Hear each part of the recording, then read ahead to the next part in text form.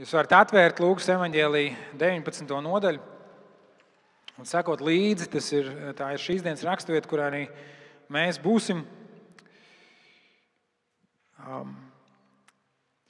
Bet šeit ir tauta, šeit ir pūlis, un viņi redz, kā Jēzus iejā Jeruzalemē, un viņi sagaida viņu. Viņi ir bijuši un joprojām ir apspiesti, okupēti. Viņiem nav savu brīvību, un viņi ilgojās pēc miera. Kā jūs raksturotu mieru? Kas priekš tevis ir miers? Mazu bērnu vecāki droši vien domā, tad, kad bērni guļ. Tas ir miers. Kāds, kurš ir varbūt introvertāks un nogurst no daudz cilvēku klātbūtnes, domā, pastaigi pie jūras vai mežā. Tas ir miers. Kāds, kuram patīk tāda laiskāka darbība, iedomājās varbūt uzreiz tāds Maldīvu salas vai kur vēl tāds zilu okeānu un palmu un tādu atpūtas krēslu. Un liekas, tas ir miers. Kādam no jums varbūt liekas, tā netraucētu palasīt grāmatu, tādu labu grāmatu.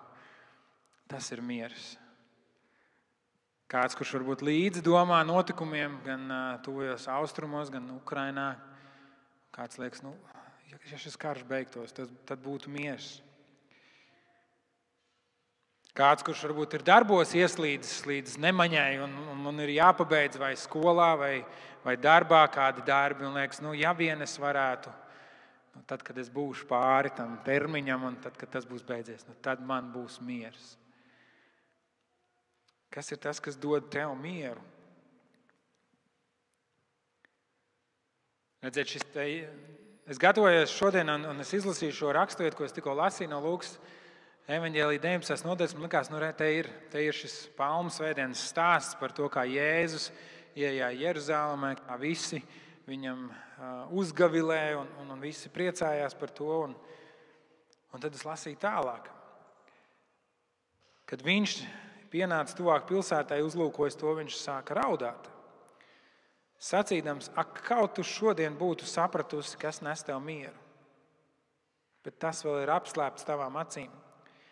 Nāks dienas pār tevi, kad tavi ienaidnieki cels ap tevi nocietinājums, tevi ielenks un spiedīsies uz tevi no visām pusēm. Tie notrieks tevi zemē un tavus bērnus, kas ir ar tevi, un neatstās akmeni uz akmens, tādēļ, ka tu neapzinājies laiku, kad Dievs tevi apmeklēja.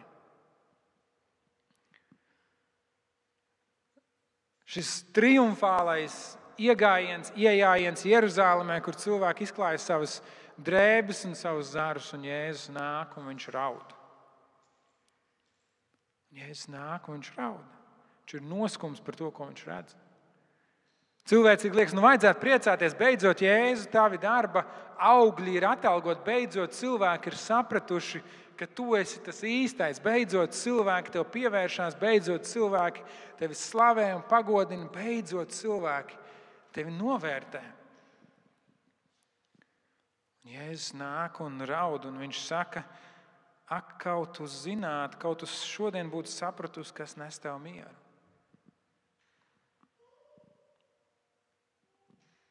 Kaut tu šodien būtu sapratusi, kas nes tev mieru. Liekas, pats, te ir Jēzus, vai tad viņš nenes mieru, un Jēzus saprot, ka viņi nesaprot. Jēzus saprot, ka cilvēki viņam ir izgājuši pretī nevis tādēļ, ne tā iemesla dēļ, kāpēc viņš ir nācis. Jēzus saprot, ka palmu svētdienas, tas hais, tā aktivitāte viņu noplaks ļoti ātri. Ja tu šodien būtu sapratusi, kas te nes tev mieru, kas ir tas, kur mēs meklējam savu mieru, kas mums nes mieru? Uzkrājumu bankas kontā, ka mums ir miers, mums vairs nav jāpārdzīvo, jāuztraucās. Jā. Tie, kas ir bijuši šajā mācībā par saprātīgu finanšu pārvaldi, ko mēs arī mājvietā esam vairāk kārt mācījuši, šis mazais pilvens vismaz mēneša ienākumu, un tad ir lielais drošības pilvens, kas ir 3 līdz 6 mēnešu ienākumu. Ja? Un tad, ja vēl kāds uzkrājums kaut ko var ieguldīt, un tas jau pavisam labi. Ja? Un tās ir labas lietas, to vajadzētu darīt. Mums būtu jāmācās dzīvot nevis no rokas mutē, mums būtu jāmācās dzīvot nevis uz parādi, bet mums būtu jāmācās dzīvot gudri. Labi pārvaldot savas finanses, bet vai tas ir tas, kas tev dod mieru? Varbūt tev nav tas uzkrājums, varbūt tev nav tas drošības pilvens, un tev liekas, bāc, ja vien man būtu, tad man būtu miers.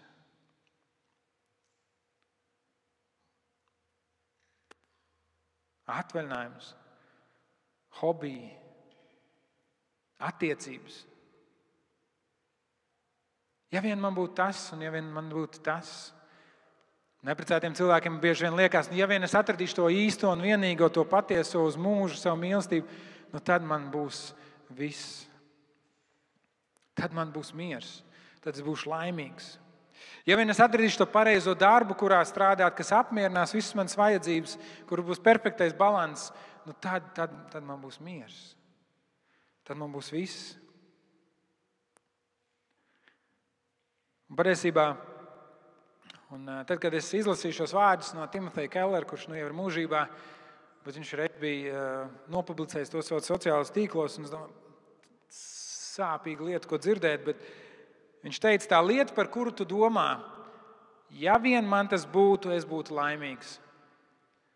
Tā lieta patiesībā ir tavs elks. Tā ir Dievs, kuru tu pielūdzi.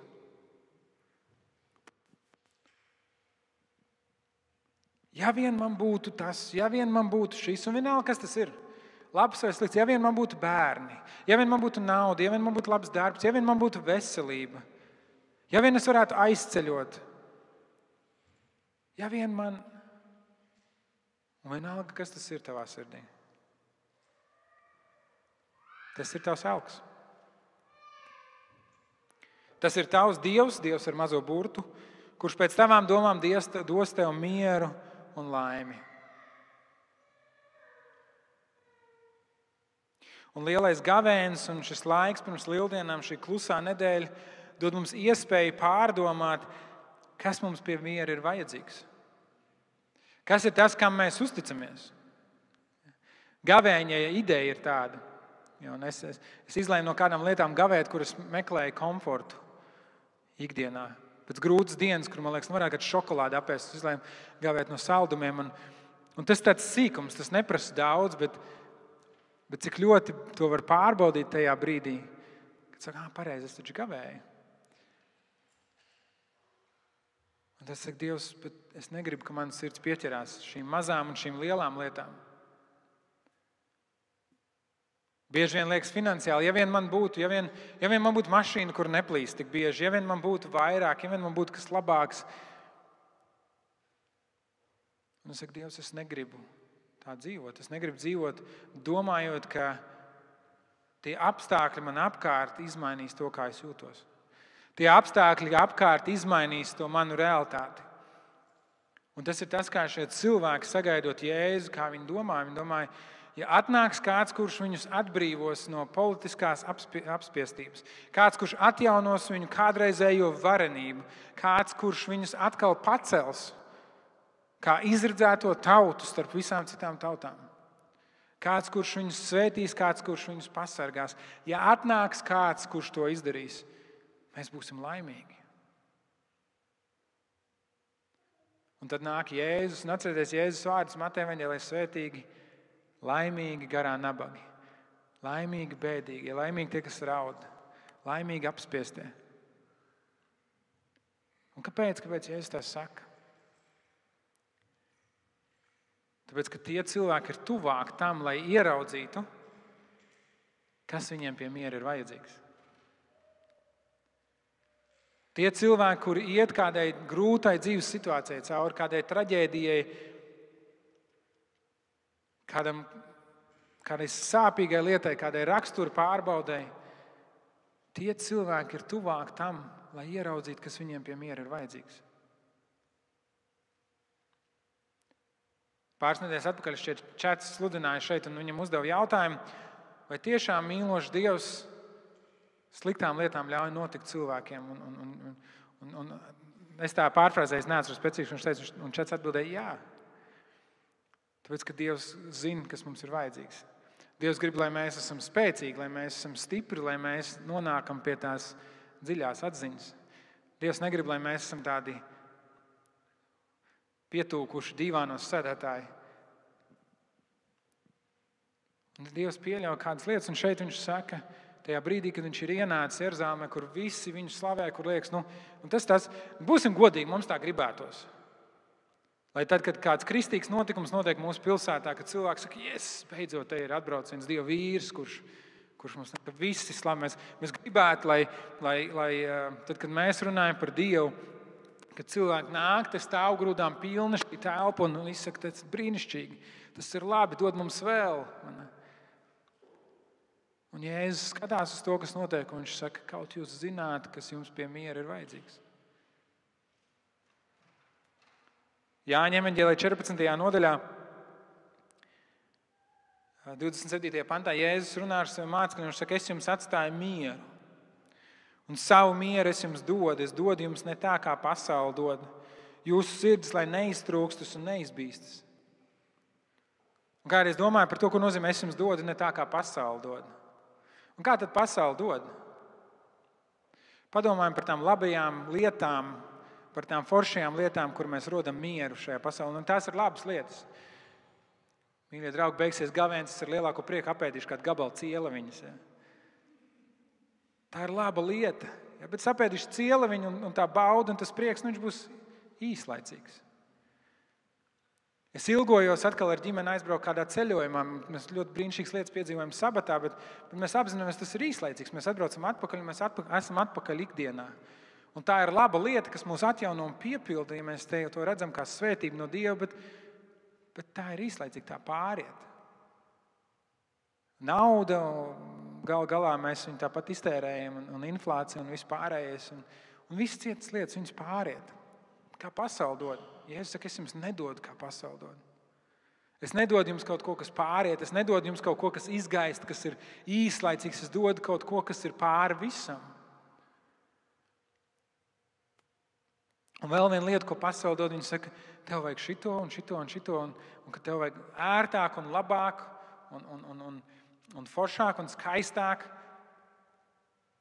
Un Jēzus saka, nē, reizēm tev vajag skarbāk un īstāk un sāpīgāk, lai tu ieraudzītu, ko tev pie miera vajag. Lai tu ieraudzītu, ka es tev patiesībā eju blakus. Jo tad, kad mums kaut kas ir, tad mēs ātri ķeram pie lietām. Tad, kad mums ir tas drošības spilvens, mēs tā baigi neuztraucamies tik ļoti par to, ja, piemēram, mēs zaudējam darbu. Vai ja mums notiek kāda krīze, kur mums ir papildus izdevumi, mēs zinām, ka mums ir tā drošība. Bet ja mums tās drošības nav, mūsu lūkšana ir pilnīgi citāda. Es nezinu, vai jūs esat bijuši tajā brīdī savā dzīvē, kad jūs īsti nezināt, kā jūs izdzīvosiet nākamo mēnesi. Ka jūs īsti nezināt, kā jūs nomaksāsiet tos rēķinus, kur jūs gaidat priekšā. Un Dievs man ir svētījis. Es neteikšu, ka es baigi vienmēr esmu to baigi izdzīvojis, bet ir bijuši brīži, kad ir tikai jādomā, tie ir tādi lūkšana brīži. Tie ir tādi brīži, kur es apzinos, man Dievu vajag arī tajos ikdienas rēķinos. Ka mēs apzināmies, ko mums pie miera vajag. Ka mēs saprotam, ka tas avots ir no Dieva. Tas avots ir Jēzu Kristu. Un tad Jēzus saka kādu skarbu lietu, kur saka, akmens uz akmens šeit nepaliks. Jeruzaleme tiks iznīcināta, šī vieta, kur mājoja Dieva klātbūtne, šis templis, kur Dievs bija izvēlējies, lai viņa klātbūtne mājo, šī tauta, kur Dievs bija izredzējis, lai tā būtu par liecību citām tautām. Jēzus saka, tas viss paies. Kādēļ tas paies? Tādēļ, ka tu neapzinājies laiku, kad Dievs tevi apmeklēja. Tu neapzinājies laiku, kad Dievs tevi apmeklēja. Un liekas, kā neapzinājās laiku? Te ir tie pūļi, Jēzu, kas tevi pielūdz, kas tevi slavē, kas savas drēbes tevi izliek tavā priekšā. Kā neapzinājās? Bet tas laiks jau nav tikai tā diena, kad Jēzus iejāja Jeruzalemē. Tas laiks ir kopumā tas, kad Dievs sūtīja savu dēlu. Kur viņš dāvāja savu klātbūtni, kā Jānis rakstīja Jāņa evaņģēlijā 1. nodaļā. mēs visi baudījām vai skatījām viņa godību. Vienpiedzimušā dēla godību. Un viņš mājoja mūsu vidū. Ja mūsu draudzē tas tāds atslēgas pants, Jāņa 1.14. Un viņš mājoja mūsu vidū, mēs skatījām viņa godību. Viņš saka, jūs neapzinājāties to laiku, jūs neapzinājāties to, ka Dievs ir šeit. Jūs gaidat uz kaut ko, kas nāks un kas izmainīs apstākļus, bet es esmu šeit.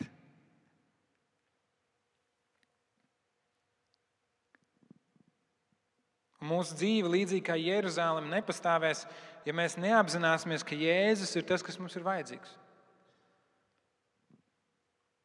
Ka Jēzus ir tā dienasčā maize, par ko viņš māca lūgt. Jo cilvēks nedzīvo no maizes vien, bet no katra vārda, kas iziet no Dieva mutes. Dieva žēlsirdības būtība ir tajā, nevis, ka viņš mums dod dažādas dāvanas, ko viņš arī dara, bet Dieva žēlastība ir tā, ka viņš mums dod sevi. Viņš mums dod sevi. Mums reizēm mums vajag gudrību, mums vajag spēku, mums vajag finanses, mums vajag dažādas lietas no Dieva, lai mēs šai dzīvē ietu cauri.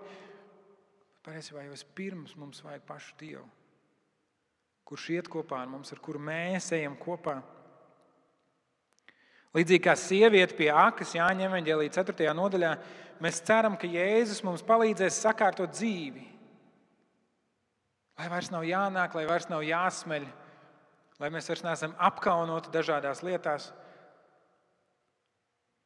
Un kad Jēzus saka, ja tu zinātu, kas ar tevi runā, tu būtu lūgus viņam, lai viņš dod tev dzīvu ūdeni. Viņš saka, jā, es gribu, lai man vairs nav jānāk un jāsmeļ, lai man vairs nav šīs klapatas, lai man vairs nav tā ikdienā jāiet cauri. Es gribu to mieru. Es gribu uz tām siltajām zemēm tur atpūsties. Un Jēzus saka, nē. Tas ūdens, ko es tev došu, kļūs par dzīvā ūdens avotu tevī. Tas ir daudz nozīmīgāks par fizisku slāpju remdēšanu. Tas ir daudz nozīmīgāks par apstākļu tev apkārt mainīšanu. Tas ir kaut kas, ko tu pat nespēji aptvert un nespēji iedomāties. Un mēs Jēzum lūdzam, lai viņš mums iedod glāzīt ūdens, ko mēs varam paņemt līdzi. Un Jēzus saka, nē, es gribu tev radīt par dzīvā ūdens avotu, ka mans ūdens plūst tevī un caur tevi. Patiesībā mūsu lūkšanas, man liekas, bieži vien ir tik maziņas un tik niecīgas. Mums tās liekas lielas lūkšanas. Bet mēs nesatveram Dievu pilnību. Un Jēzus šeit raud par Jeruzalemi, jo tās iedzīvotāji nav satvēruši to, ka visa Dieva pilnība ir atklājusies Jēzu Kristu. Ka visa Dieva pilnība ir atklājusies Jēzu Kristu. Un jā, viņi sagaida viņu kā ķēniņu, kā gaidītu apsolīto Mesiju. Viņi sauc svētīts ir ķēniņš, kas nāk kunga vārdā. Viņi citē šo 118. psalmu. Viņi izklāj šos zārus, kā tur arī psalmā ir rakstīts. Bet nepilnu nedēļu vēlāk pūlis sauc, sit viņu krustā. Sit viņu krustā.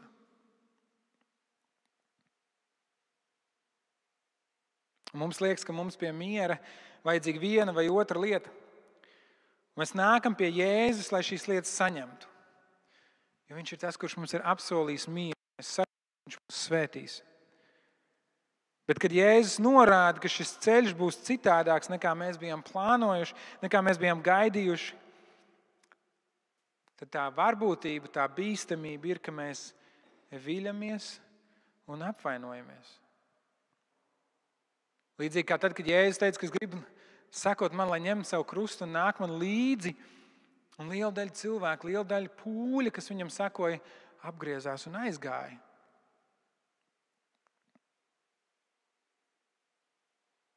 Un Jēzus jau nav mūs pievīlis. Jēzus ir tas pats vakar, šodien un mūžīgi. Ja es citreiz paceļu acis, jūs varat redzēt, tur tas ir rakstīts. Vispirms jau tas Bībelē rakstīts, protams, ne tikai šeit uz sienas, bet Jēzus jau mūs nav pievīlis, viņš nav mainījies. Bet mēs viļamies savās kļūdainajās ekspektācijās. Un tad mums ir jāuzmanās, tad, kad mēs nonākam pie tā punkta, kad mēs esam vīlušies, kad mēs esam sapratuši, ka Jēzus nedos mums to, ko mēs visu laiku gribējām, uz ko mēs visu laiku gaidījām. Un tajā brīdī, kad mēs esam nonākuši pie šīs atziņas, ka sakot Kristum nozīmē mazliet kaut ko citu, vai varbūt pat ļoti kaut ko citu, tad mums ir jābūt uzmanīgiem, ka mēs neesam kā šis pūlis, kurš tikko teica slavēts, kas nāk tā kunga vārdā, un dažas dienas vēlāk saka, sit viņu krustā. Tāds Jēzus mums nav vajadzīgs. Tāds Jēzus, kurš neapmierina manas vajadzības. Tāds Jēzus, kurš mani nedziedina, kurš mani nesvētī, kurš nepiekrīt manam dzīves plānam. Tāds Jēzus man nav vajadzīgs. Sit viņu krustā. Redziet, Jēzus nav gatavs kļūt par vienu no taviem sulaiņiem. Lai gan viņš ir nācis, lai kalpot, viņš nav gatavs kļūt par vienu no taviem izsūtāmajiem. Jēzus ir kungu kungs un ķēniņu ķēniņš.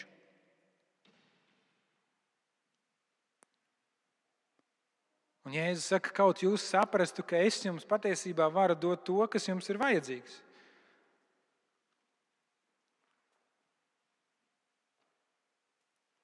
Ja mēs zinātu to, ko zina Jēzus, ja mēs spētu skatīties uz sevi un šo pasauli Dieva acīm, tad mēs lūgtu pēc tā, ko Dievs mums dod. Tā lieta ir tā, ka mēs nezinām. Mēs esam ierobežoti laikā un vietā, mēs esam ierobežoti savā sapratnē, un mēs lūdzam pēc tā, ko mēs domājam, ka tā būtu labi. Un saprotiet man pareizi, es domāju, jūs varat lūgt, ko jūs gribat. Dievs nav tāds niķīgs, pompos cilvēks, kurš tā kā, ja tu pateiksi kaut ko nepareizi, viņš uz tevi apvainosies. Nē, Dievs ļoti labi apzinās. Ja. Dievs ļoti labi apzinās, kādi mēs esam. Viņš ļoti labi zina mūsu nepilnības, mūsu vājības. Bet viņš kā labs tētis, kā mīlošs tētis, nedos tev to, ko tu prasi. Apzinoties, ka tas tev nenāks par labu. Apzinoties, ka tas nav tas, kas būs vislabākais tavai dzīvei. Un tad, kad mēs nonākam, tad, kad mēs pie tā saprotam, ir tas lauziens mums. Vai mēs piecētam kāju un sakam, bet... Vai arī mēs pazemībā sakam, labi, Dievs, lai notiek tavs prāts. Es uzticos, ka tu kā visuma radītājs, kā mīlošs Dievs, ka tu zini labāk. Es uzticos tev. Un tas ir tas brīdis, kur mēs nonākam, kur mums ir jāizdara izvēle. Kur mums ir jāizdara izvēle. Mēs varam teikt, tāds Jēzus man nav vajadzīgs. Vai arī mēs nonākam un sakam, labi, Dievs, es nesaprotu, man tas nepatīk, man tas sāp, bet es tev uzticos. Jo tu esi kungu kungs un ķēniņu ķēniņš. Es tev uzticos. Un tas, ko viņš mums dod, tas mums dod mieru. Un mieru vispirms ar Dievu. Tas ir tas, ko Jēzus saprot, kas ir pats svarīgākais mūsu dzīvē.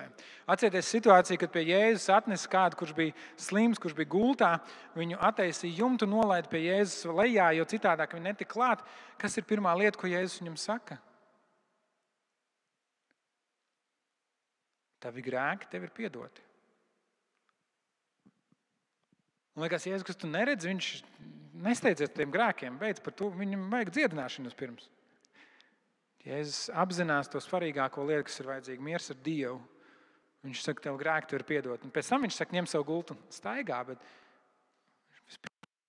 vispirms miers ar Dievu. Un tad miers pašiem sevī. Miers ar sevi. Miers apzināties, ka mēs esam tādi, kādi mēs esam Dievu priekšā. Un kad mēs pieņemam, piedzīvojam Dievu, mēs ļaujam, ka Viņš mūs vaina, ka Viņš mūs maina, Viņš mūs vada. Bet, kad mēs saprotam, mums vairs nav jāizpatīk citiem, mums vairs nav jānopelna glābšana, mums vairs nav jānopelna laba dzīve. Mums ir miers. Miers ar to, kas mēs esam. Protams, mēs redzam savus trūkumus un mēs redzam to, kā daudzējādi mēs klūpam un krītam un grēkojam. Un mums vajadzīga Dieva žēlstība ikdienas, bet kad mēs saprotam, mēs esam Dieva mīļie bērni, uz kuriem Viņam ir labs prāts. Tad, kad mēs patiesi piedzīvojam Jēzu Kristu savā dzīvē, tas ir tas, ko viņš mums saka. Tu esi mans mīļais bērns, uz tevi man ir labs prāts. Es tevi mīlu. Tev nekas nav jāizdara, lai šo mīlestību nopelnītu. Es tevi mīlu. Tas dod mums mieru. Un visbeidzot arī mieru vienam ar otru.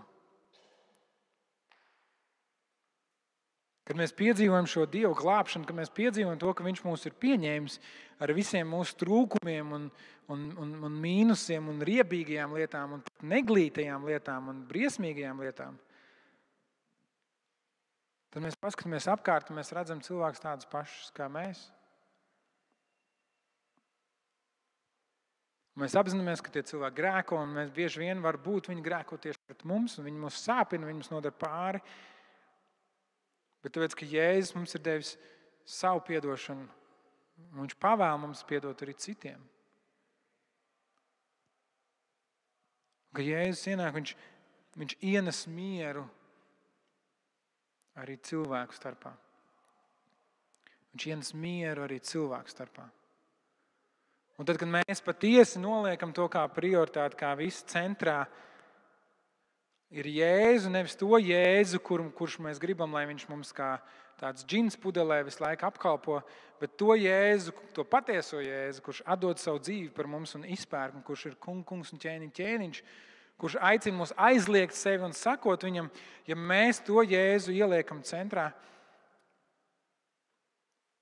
tad mēs piedzīvojam to, kā mūsu attiecības mainās.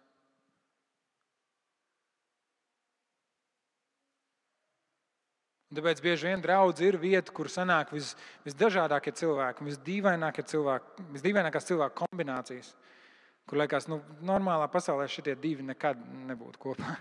Ja. Un Jēzus žēlstības dēļ viņš dod mums savu gudrību un spēku un vispirms jau vēlmi būt mierā vienam ar otru. Kas dod tev mieru?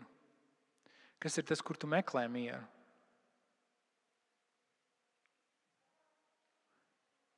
Mans izaicinājums tev šodien ir, un šai klusai nedēļai iesākoties, ka šajā nedēļā tu vari uzdot šo jautājumu, kas man ir vajadzīgs pie miera.